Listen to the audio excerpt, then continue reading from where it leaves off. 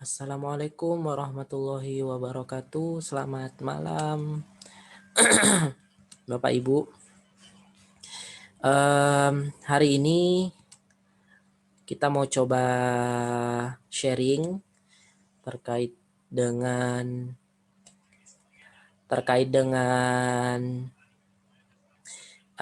apa ya? Terkait dengan aktivasi doi, kemudian juga penggunaan metadata manager dari Crossref ya. Baik.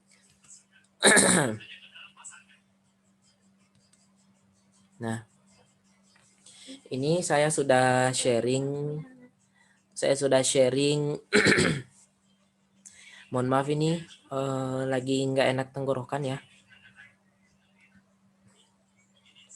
Baik, yang pertama yang harus dipastikan adalah kita sudah mendepositkan doi dari artikel. Nah, ada dua metode deposit doi. Jadi sebelum kita mengaktifkan Crossmark, kita harus depositkan dulu doinya. Nah, pada status doi saya di sini masih valid. Itu karena kemarin saya mencoba deposit langsung melalui sistem OJS, tapi kendalanya bisa dilihat di sini ya. Bisa dibaca ini pesannya. Kendalanya apa? Karena ada elemen ORCID yang tidak ketemu dengan dengan sistemnya si Crossref seperti itu. Jadi solusinya adalah saya mendepositkan doi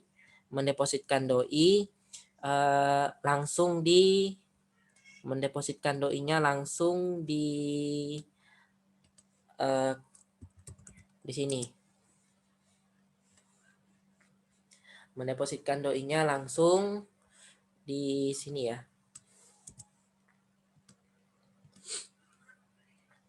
Deposit manual seperti itu. Upload XML.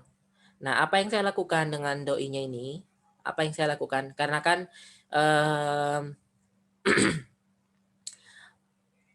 XML yang ada di doinya ini itu mengandung ORCID ya tadi ya, kita lihat pesan errornya. Dia mengandung ORCID yang tidak ketemu dengan sistem Crossref. Jadi kita centang saja yang kita mau upload seperti itu. Ada berapa terserah, bergantung kebutuhan pengelola ya. Kita centang, kemudian kita download XML-nya. Setelah kita download XML-nya, kemudian kita edit. Kita buka XML itu di sistem komputer kita, kemudian kita edit. Nah, cara membuka XML itu bisa menggunakan, saya lupa ini, bisa menggunakan mana ya? Bisa menggunakan pembuka XML ya. Nanti saya share di link pembuka XML seperti itu. Jadi pengelola jurnal yang bertugas dalam memaintenance si DOI ini, dia seminimal mungkin perlu familiar dengan pembuka XML seperti itu. Baik, lanjut. Setelah kita upload si XML-nya di doi.crossref.org, choose file, metadata, upload, kemudian kita tunggu. Kita menunggu. Waktu menunggunya ini tidak pasti ya, tapi setelah saya upload kemarin malam itu saya diamkan, artinya saya tidak langsung memang sih si doinya ini langsung aktif. Doinya itu langsung aktif setelah kita upload ya, setelah dapat pesan bahwa deposit doinya itu sukses, itu langsung aktif di sistem seperti itu. Langsung aktif di sistem. Ini terbitan yang baru ya. terbitan yang baru. Nah ini doi-nya itu langsung aktif. Namun agar kita bisa melihat rekaman dari doi itu di metadata manager itu perlu waktu. Tidak ada waktu pasti ya berapa lamanya seperti itu. Silahkan dikira-kira saja sendiri. Yang jelas setelah kita mengaktifkan doi melalui upload XML-nya dan si doi-nya ini memang aktif ya, memang aktif. Mungkin biar ini buat mengulang. Ketika diklik si doi-nya, dia akan kembali ke web jurnal seperti itu. Itu bisa dikatakan bahwa doi ini sudah aktif. Tanda kalau doi-nya itu tidak aktif, dia akan seperti ini. Seperti ini ya. Ini tanda bahwa doi-nya itu belum aktif. Ya ini. Kita klik error. Nah, ada pesannya doi not found. Ini artinya si doi-nya itu belum kita aktifkan. Baik, lanjut. Setelah doi-nya aktif dan kita tinggal buka metadata manager. Crossref.org metadata manager. Insya Allah nanti saya share juga di link. Saya share juga linknya. Metadata manager. Kemudian masuk menggunakan username dan password akun Crossref Bapak Ibu. Masuk. Ini cara simple kita mengaktifkan Crossmark. Kemudian cara simple kita mengaktifkan Crossmark. Apa lagi ya? Store referensi, kemudian store abstrak seperti itu. Store referensi dan store abstrak. Bagi Bapak Ibu yang baru-baru ini, yang belum pernah membuka metadata manager sebelumnya, tampilannya akan ini tampilan awal ya, tampilan home. Kemudian kita perlu membuat jurnalnya. Kita perlu membuat jurnalnya, nama jurnalnya ya, nama jurnal Bapak Ibu,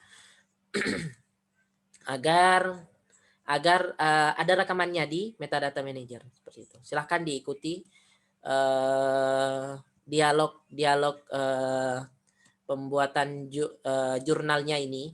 Pembuatan jurnalnya ini jurnal yang sudah menerbitkan artikel tadi ya, sudah menerbitkan artikel tadi, bukan jurnal yang baru-baru akan kita buat, bukan seperti itu. Jadi jurnal yang kita mau kelola rekaman doi-nya. Jika sudah ada, kita langsung masuk. Nah, kemudian kita contoh ini ya, contoh. Kita akan mengelola rekaman doi-nya di metadata manager. Kita copy pastekan judulnya saja, kita copy pastekan di kolom search-nya si metadata manager-nya ini. Kita paste. Bagi doi yang belum aktif, yang belum diaktifasi, tidak akan muncul, tidak akan tampil rekamannya di sini ya. Seperti ini, tidak ada tampil. Seperti itu. Makanya syarat utamanya yaitu doi-nya harus aktif. Si doi ini kunci untuk menikmati layanan Crossref yang lainnya. Jika sudah aktif, kita tinggal copy pastekan saja judulnya.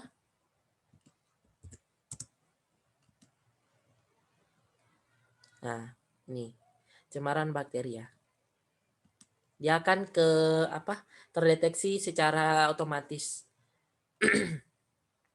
Dan metadatanya juga langsung terinput otomatis seperti itu. Jadi dia langsung ini bisa mengcrawl metadata dari jurnal kita karena doi-nya sudah kita aktifkan ya. Artikel yang perlu kita ubah, satu, metadata manager ini bermanfaat apabila kita akan mengatur dari rekaman artikel. Misal ada perubahan judul.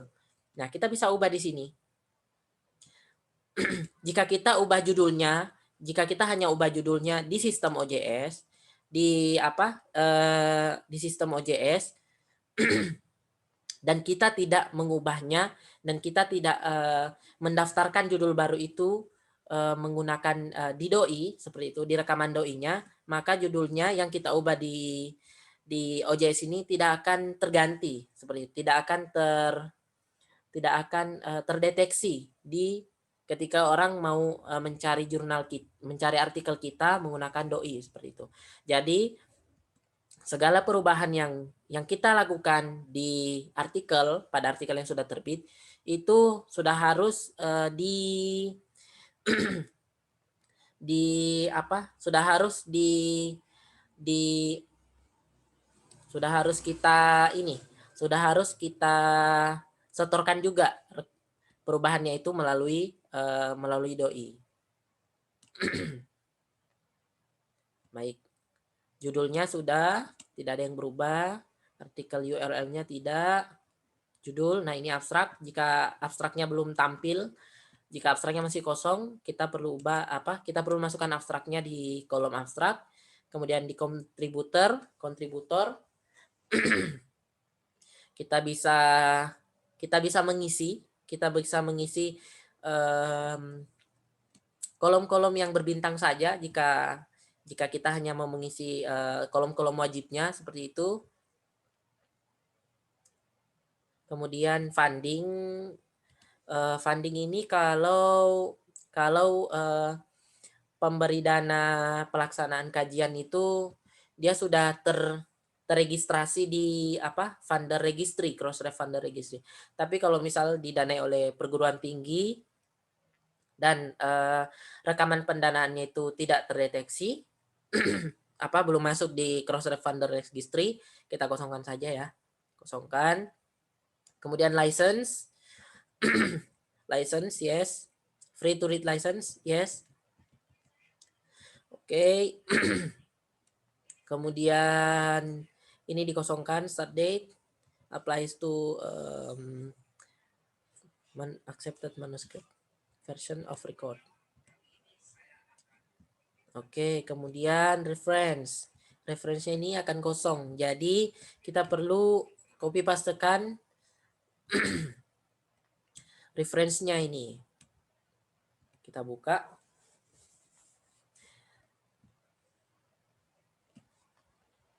Dan copy pastekan. Sehingga nanti rekaman doi yang ada di terbitan kita itu lengkap ya, lengkap ini metadatanya seperti itu. Mulai dari metadatanya mulai dari abstrak, kemudian lisensinya harus jelas apakah dia open access atau close access seperti itu. Kemudian referensinya juga harus kita storekan seperti itu, karena sekarang ada ada dua gerakan ya terkait dengan terkait dengan metadata. Ada gerakan open abstract, yaitu kita sebagai penerbit itu perlu membuka abstrak kita sehingga kebermanfaatan dari artikel yang kita terbitkan itu bisa dimanfaatkan secara luas seperti itu. Kemudian juga ada yang namanya lagi gerakan open citation. Ada gerakan open citation dan open abstract, nanti bisa di googling ya. Kemudian related items ini saya gunakan kalau ini kami gunakan jika data kajiannya itu misal data mentah, kemudian data hasil uji statistiknya itu disimpan di repositori data. Kalau kami di HIJP itu memanfaatkan repositori data Zenodo. Jadi kita menawarkan kepada penulis untuk membuka data dari kajiannya. Nah, manfaat dari open data ini tentu saja bisa terbitannya itu, penelitian yang diterbitkan itu bisa replicable seperti itu, bisa direplikasi oleh peneliti lain ya, misal untuk mengkonfirmasi hasilnya atau bisa menjadi bahan diskusi lebih lanjut seperti itu. Jadi kita mengisi datanya itu, jika misalnya memang data kajiannya dibuka, bisa kita masukkan di related items seperti itu. Atau misal juga si artikel yang kita terbitkan ini dia punya preprint ya, dia punya preprint. Nah, bisa kita masukkan di sini di related items. Lanjut, lanjut additional information. Ini kosongin aja. Kalau saya kosongin aja. Kemudian cross mark. Jadi jika kita sudah kita sudah mendepositkan rekaman doi-nya melalui metadata manager, kita tidak perlu lagi upload XML untuk mengaktifkan crossmark seperti itu. Jadi kita bisa melakukannya satu kali langsung di metadata manager. Nah, kita masukkan rekaman crossmark-nya, peer reviewed, apakah dia itu sudah di-reviewed atau dia sedang proses ya. Pilihannya hanya ada 2. Kemudian tambah lagi jika masih ada informasi, crossmark ini memuat informasi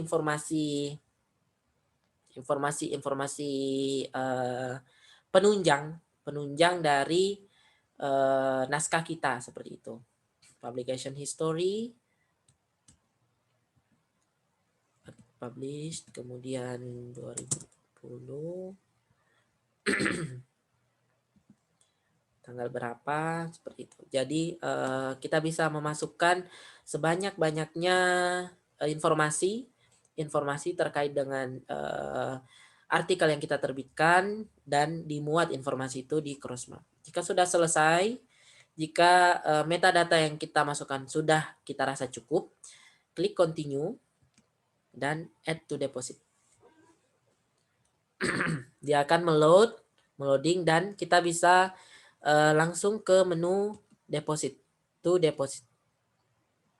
Akan ada status, ada berapa artikel yang sedang menunggu deposit. Kemudian kita langsung klik deposit saja. Nanti dia akan memberikan status apakah deposit kita ini sukses atau tidak. Nah, ini deposit kita sukses. Kita tinggal menunggu saja. Kita tinggal menunggu crossmark-nya ini aktif seperti itu. Dan waktu menunggunya lagi-lagi bergantung dari sistem Crossref ya. Jadi mungkin ada beberapa jam seperti itu. Yang jelas kita sudah mendepositkan crossmark dan depositnya sudah diterima seperti itu. Kita tinggal menunggu saja. Baik, mungkin seperti itu pembelajaran kita kali ini, sharingnya ya. Jika ada tambahan lain, mungkin ada kekeliruan yang kami sampaikan, kita bisa sharing langsung melalui kolom komentar. Terima kasih. Assalamualaikum warahmatullahi wabarakatuh.